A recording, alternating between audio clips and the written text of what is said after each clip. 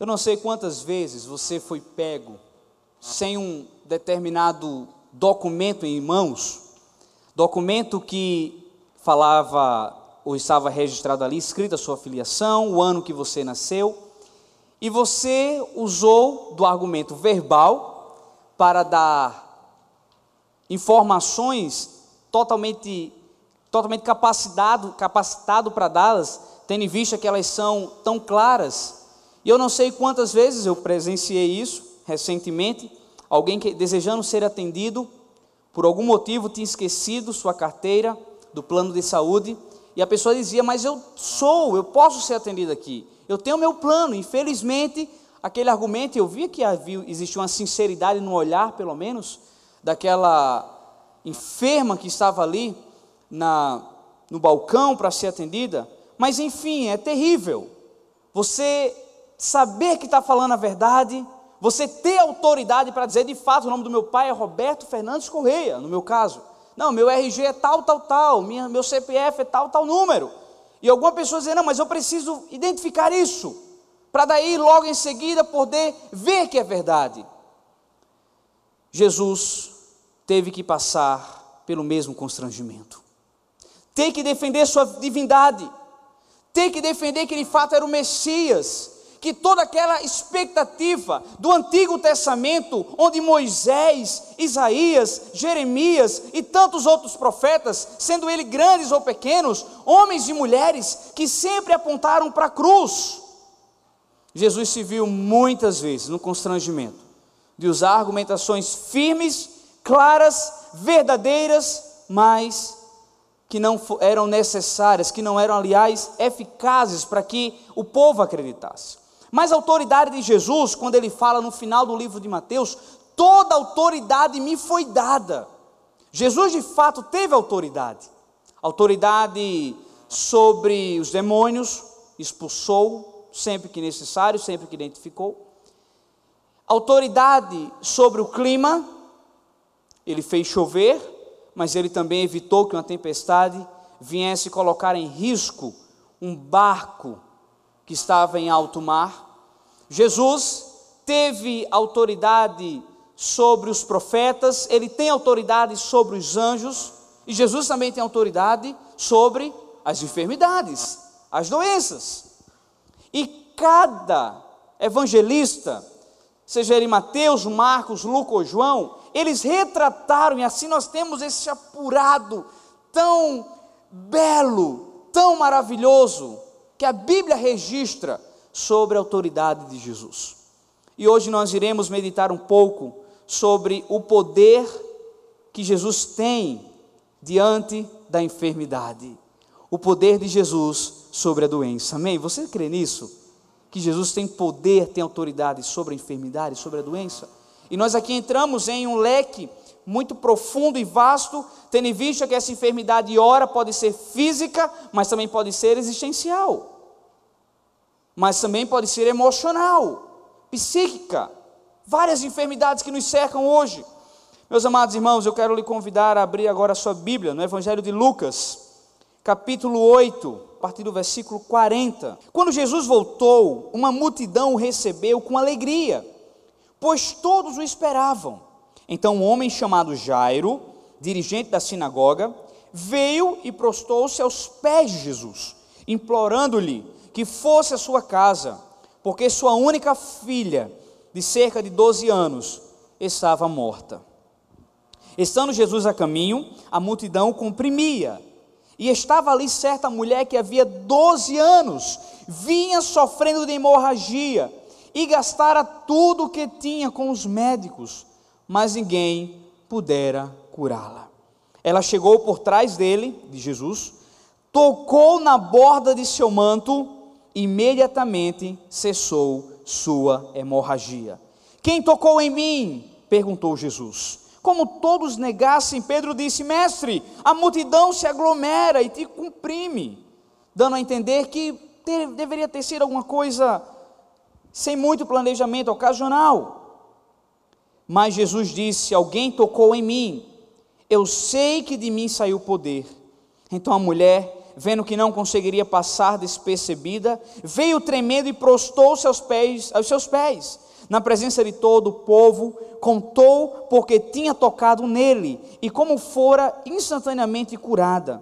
Então ele lhe disse: filha, a sua fé a curou, vá em paz. Louvado seja o nome do Senhor. Nesse mesmo capítulo aqui, nós identificamos que em um determinado momento Jesus acalma a tempestade. Logo em seguida, ele mostra sua autoridade acima da tempestade, ele está acima. Depois nós vemos que ele expulsa o endemoniado de Gadara, um gadareno. E aquele endemoniado descer e seguir Jesus. Jesus disse: não, você a partir de agora é um missionário. Todo cristão é convidado por Deus, tem essa ordem de tornar-se um missionário, falar as transformações que Deus operou em sua vida. E Jesus atravessa o mar da Galileia e chega até a Cafarnaum. E ali, por sua fama aumentar, Lucas fala isso em uns capítulos anteriores, que a fama de Jesus aumentava, e Jesus chega até aquela cidade de Cafarnaum, e quando passa por ela, várias pessoas decidem se aproximar dele, muitos curiosos, mas também inúmeros que já tinham os primeiros embriões de fé, criam que Jesus era o Filho de Deus. Mas dois personagens podem ser identificados nessa narrativa que nós fizemos agora: Jairo e a mulher hemorrágica, a mulher do fluxo de sangue, a mulher que há 12 anos sofria. Eu achei muito pertinente as palavras do reverendo Hernandes Dias Lopes, quando fez uma comparação entre os dois, eles dois, Jairo, que procurou primeiro Jesus, e uma mulher que de forma nenhuma acidentalmente, mas de acordo com o propósito divino, foi agraciada pela cura. Jairo era um líder da sinagoga, alguém muito importante, liderava a sinagoga. O que era a sinagoga? O local de reunião dos judeus. Até hoje existem inúmeras sinagogas espalhadas no mundo. Em Israel pode-se identificar isso com muita facilidade, e eles se reúnem ali, e leem a Torá, os 5 primeiros livros do Antigo Testamento, Gênesis, Êxodo, Levítico, Número e Deuteronômio. Estudam também o Antigo Testamento todo até Malaquias, e esperam vir o Messias. É essa a expectativa dos judeus. Aquela mulher era uma anônima, ninguém a conhecia, talvez a apontavam: lá vai a mulher, onde passa deixa sangue. Uma mulher que não era recebida em casa nenhuma, pois não podia sentar em uma cadeira, não podia trafegar sobre uma sala, um quarto, porque era incontrolável, um fluxo de sangue que não parava. Segunda comparação, Jairo era um líder religioso, a mulher com fluxo de sangue, rejeitada pela sociedade. Mais uma comparação, Jairo era rico, a mulher tinha se tornado pobre, de tanto médico que tinha visitado, de tantos consultórios que tinha ido, de tantos remédios que tinha comprado. A Bíblia fala isso, nós acabamos de ler. Mais algo que mostra o contraste, mais uma classificação que mostra o contraste dos dois. Jairo teve a alegria de conviver durante 12 anos com sua filha, que estava morta. Essa mulher, há 12 anos, via sua anemia só aumentar. Anemia que causava fraqueza, anemia que fazia com que ela tivesse cada vez mais sem força para continuar. E a última característica, Jairo fez um pedido público a Jesus. Ela se aproximou em silêncio e, no seu anonimato, tocou o Senhor Jesus. Jamais a cura do Senhor sobre a enfermidade irá vir por mérito. Nós vemos aqui duas aflições: Jairo, como pai que amava a sua filha, e um pai e uma mãe, existem inúmeros em nosso meio agora, vocês sabem o amor que vocês nutrem pelo filho, como eu já nutro pelo meu, só tendo 9 semanas de gestação na barriga da minha mãe, mas já é um amor inexplicável, não é? Que nos faz sair da barriga da mãe dele, que é minha esposa. Brincando, gente, eu me atrapalhei. Já faz 30 anos que eu saí da barriga da minha mãe. Sabe? E que nos leva, aquele pai que amava, o pai que amava, que queria ver a filha e ver ali aos 12 anos, podendo ter um desabrochar, uma vida tão longa ainda à frente, e mesmo assim, ele se vê triste com a realidade. Então Jesus não escolhe, nunca cura, será por mérito, não, mas pela graça do Senhor. E o que entendermos dessa cura, que lições tirarmos desse episódio aqui? Em primeiro lugar, muitas vezes uma doença que vem em nossa vida, ou vai na vida daqueles que nós amamos, serve para Deus curar as nossas enfermidades. Pois assim acontece várias vezes. Ou quantos alunos já não passaram pela casa de recuperação Cidade Viva, e Deus não queria apenas tratá-lo, Deus não queria apenas que ele se libertasse das drogas, Deus queria curar enfermidades da mãe, do pai, de um filho, ou seja, o que for. Então muitas vezes assim Deus faz, usa a enfermidade de uma mãe, de oração, uma mulher que busca o Senhor, e nós, Pai, mas por que isso está acontecendo, Pai? Mas o nosso coração deve ser acalentado pela verdade. Eita, Senhor, Tu queres curar alguma enfermidade minha, Jesus? Pode ser algum pecado que Tu queiras tratar em minha vida. Nunca a enfermidade será mérito, nunca a enfermidade será uma punição. O meu discurso não é esse, as minhas palavras não estão voltadas, nem estou dando crédito a ações malignas para a enfermidade, não. A enfermidade está submetida à autoridade de Jesus.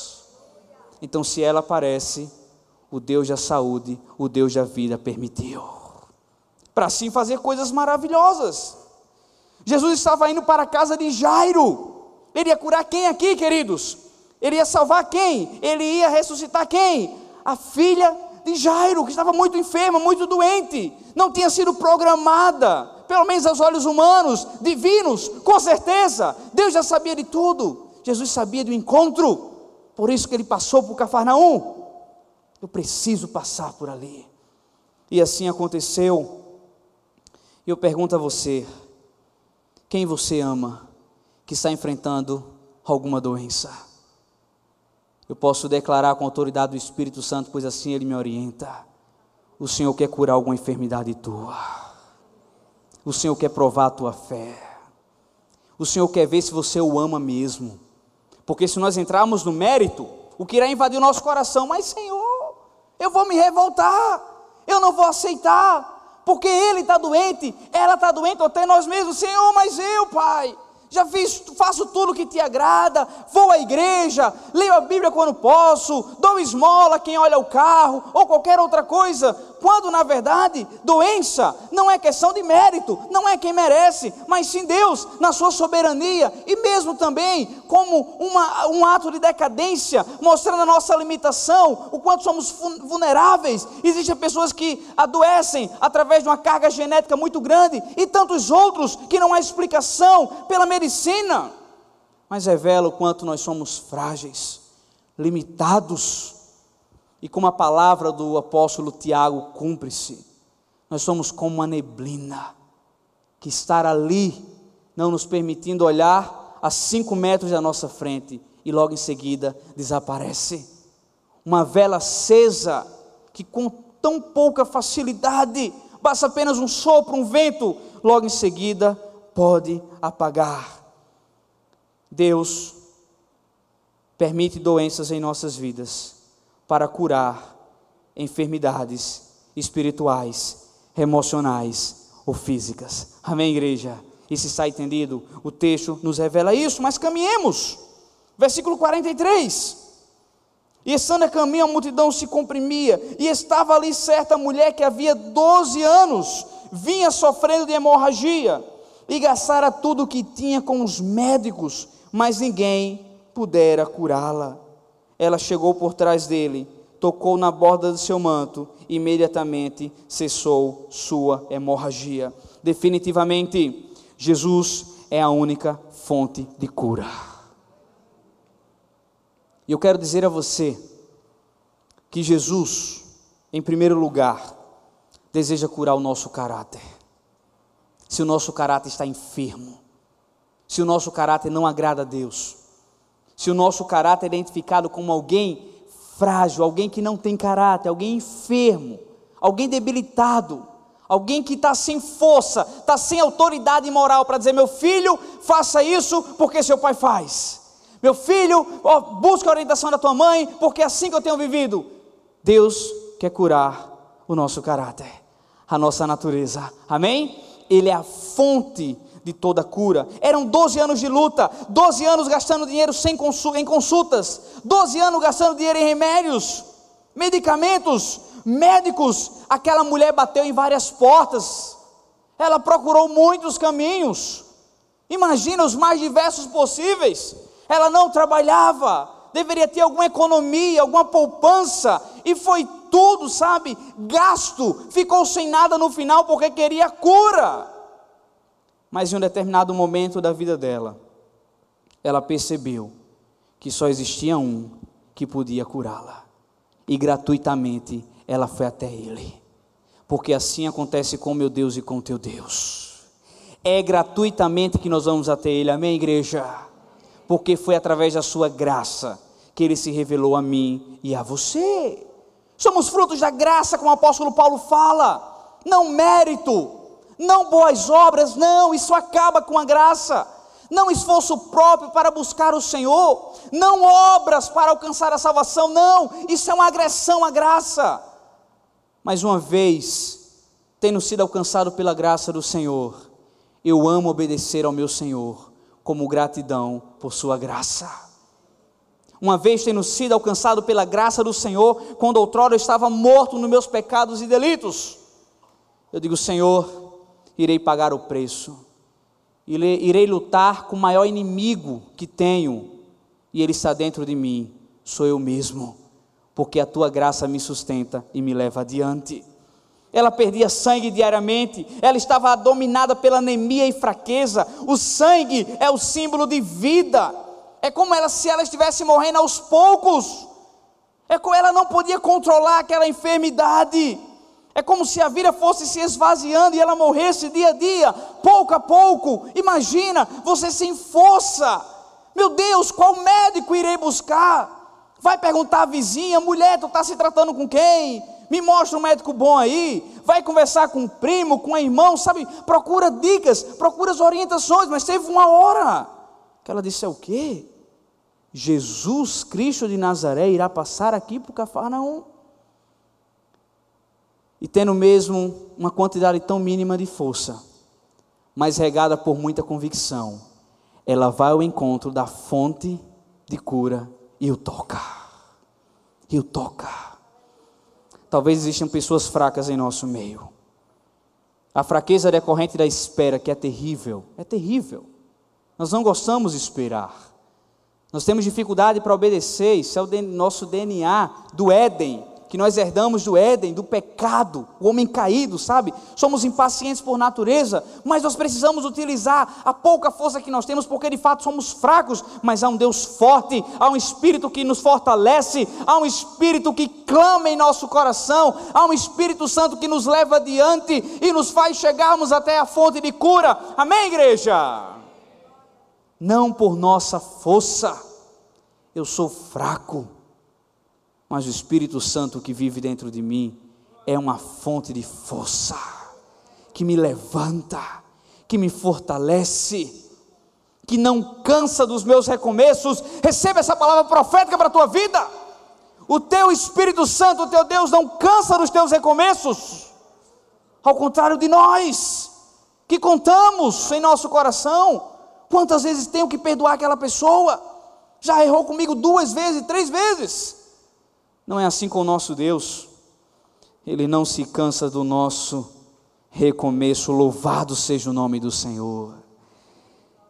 Qual é a tua enfermidade hoje? Vou trazer algumas aqui: mágoa, inveja, rancor, insubmissão, maledicência. Qual é a nossa enfermidade de hoje? Como nós estamos aqui? Cheios de prostituição no nosso coração, na nossa mente, com ambições. O Deus da cura está aqui, e eu quero tocar nele hoje. Eu quero ser curado hoje, Senhor, porque tudo aquilo que atrapalha a minha caminhada, talvez o meu fluxo de sangue não seja por ter um corte no corpo, talvez o seu fluxo de sangue não seja por um machucado, mas o nosso fluxo de sangue acontece como um dreno que tira as nossas forças, chamado pecado. pecado, frieza espiritual, domínio da própria vida, pensamento enganoso. Senhor, dá para conciliar contigo, mas também ter outros atrativos, dá para te buscar, mas no final dizer sim à minha vontade. Queridos, a fonte de cura está entre nós, e essa enfermidade, esse pecado tem que ser deixado hoje, esse adultério tem que ser abandonado hoje, essa mentira tem que ser confessada hoje, não só diante de Deus, mas diante dos homens também, pois assim nós seremos curados pelo Senhor. Foi um toque intencional, não foi acidental. Ela disse: eu vou ali, eu vou tocar nele. Assim deve acontecer comigo e com você, diante das nossas enfermidades. Vamos crer que o Senhor pode curar. Se Ele curar, Ele é maravilhoso. Se Ele não curar, Ele é maravilhoso do mesmo jeito. Se Ele curar hoje, a vontade dEle é maravilhosa. Se Ele curar daqui a um mês, daqui a um ano, a vontade dEle continua sendo maravilhosa. Foi um toque intencional, ela pretendia tocá-la. Foi um toque com um propósito definido, ela pretendia ser curada do seu mal que a atormentava há tantos anos. Ela tinha essa convicção, esse propósito: eu irei tocá-lo, eu irei atrás do mestre. Foi um toque movido pela fé. A mulher acreditava que Jesus tinha o poder para curá-la. O que aconteceu com o centurião? Homem classificado por Jesus como o que exerceu maior fé. O centurião era um oficial romano que tinha o dever de coordenar 100 soldados. E um dos seus maiores soldados estava enfermo, doente. Talvez aquele que ele estava discipulando para ocupar o seu lugar quando ele fosse promovido. Talvez. E ele chega até Jesus. Jesus, preciso uma ajuda do Senhor. Cure um dos meus soldados, que é totalmente necessário para a minha tropa. Ele precisa estar comigo, sabe, para que possamos ter Roma guardada, protegida. E Jesus disse: eu posso ir lá. E ele diz: não, basta uma palavra tua. Basta uma palavra tua, Senhor, e meu homem será curado. Jesus disse: eu não fui capaz de ver em toda a Judeia, nem tampouco em Samaria, um homem com a fé, feito a fé que tu tens. Aquela mulher foi movida por essa fé, foi um toque movido pela fé. Ela acreditou: Jesus pode me curar, Jesus pode transformar a minha dor. Foi um toque eficaz, porque ela tocou e foi curada. Em primeiro lugar, foi curada fisicamente, porque o fluxo de sangue acabou, e ela sentiu, claro, evidente. Ela percebeu que o fluxo de sangue tinha cessado, como não antes, nunca, em 12 anos, ela tinha tido aquela sensação. Segunda cura, emocionalmente. Jesus não a desprezou, mas disse, leiam comigo, no versículo 44, ela chegou por trás dele, tocou na borda do seu manto, imediatamente cessou sua hemorragia. Quem tocou em mim? Perguntou Jesus. Como todos negassem, Pedro disse: mestre, a multidão se aglomera e te cumprimenta. Mas Jesus insistiu: alguém me tocou. Jesus se interessou por aquela mulher. Jesus se aproximou daquela mulher. E eu quero falar uma coisa para você, e isso permaneço quando tenho a oportunidade de ir em gabinete aconselhar amigos. Queridos, a nossa maior necessidade, escuta isso, não é termos de volta um amor perdido. A nossa maior necessidade não é termos a saúde daquele que nós amamos. A nossa maior necessidade não é termos uma vida de sucesso profissional. A nossa maior necessidade é ter Jesus como nosso Senhor e Salvador. Tendo, todas as coisas ficam em segundo plano. É isso que nós precisamos. E aqui eu não vou discriminar, nem tampouco estou te julgando. Você que chegou aqui talvez hoje querendo algo do Senhor, nós estamos em um culto, uma igreja reunida, que acredita no poder de Deus, por isso que nós cantamos, por isso que nós clamamos, por isso que nós pedimos: Deus vem agir. Mas será muito pouco se você estiver vindo a esse lugar apenas para receber uma cura, apenas para celebrar com a cura de alguém que você ama, apenas como uma forma, porque alguém me convidou, e para não fazer uma desfeita eu vou até lá. Será muito pouco. Mas você sairá daqui transformado, se reconhecer pecador, e entender que Deus pode realizar o maior milagre em tua vida, como realizou em minha vida, me concedendo o perdão e a salvação em Cristo Jesus. Nós precisamos entender.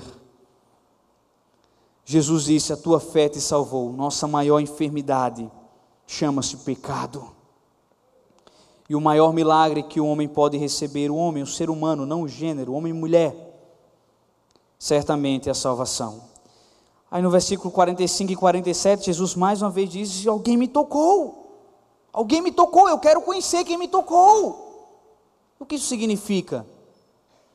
Que Jesus está a fim de se relacionar. O Jesus que concede bênçãos, o Deus que escuta o clamor de um filho quando chora no seu desespero, é o Deus que responde com eficácia, mas é o Deus que quer ser um amigo presente em todos os momentos da vida, em todas as estações da vida, momento de luta, momento de alegria. O Deus que você está procurando talvez na sua derrota, é o mesmo Deus que quer ver o nome dele sendo glorificado em todas as vitórias da tua vida.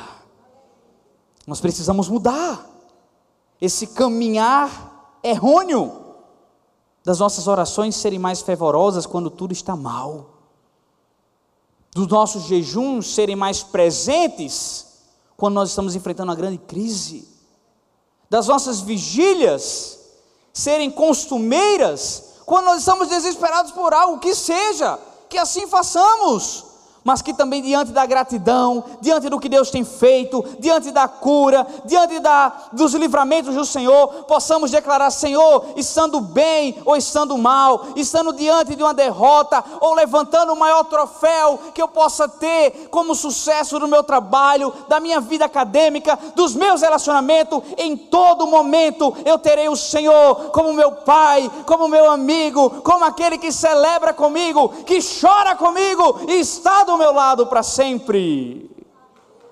Aleluia! Assim devemos ser. Talvez você seja um estranho nessa multidão. Para Jesus não. Talvez para muitos aqui, inclusive para mim, você pode ser alguém.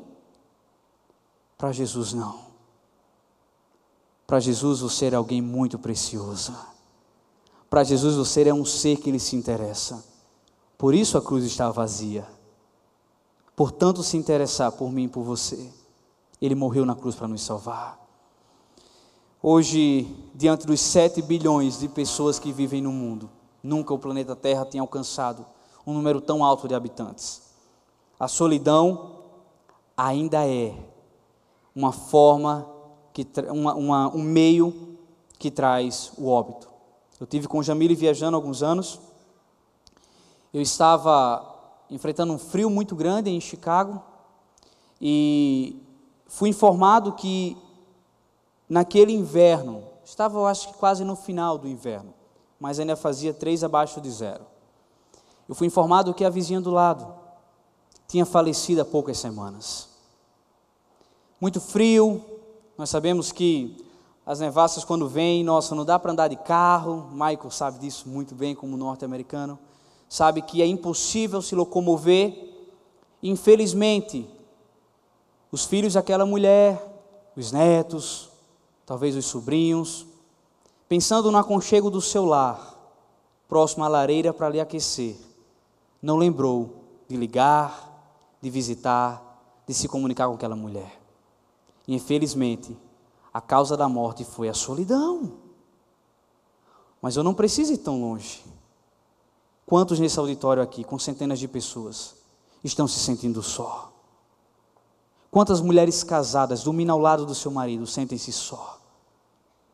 Quantas mulheres que têm filho, quantos homens que têm pessoas para se relacionar se sentem só? Pois não tem ninguém para ouvir, não tem ninguém para falar, não tem ninguém para se importar. Quantos e quantos e quantos? Mas eu tenho uma ótima notícia para você.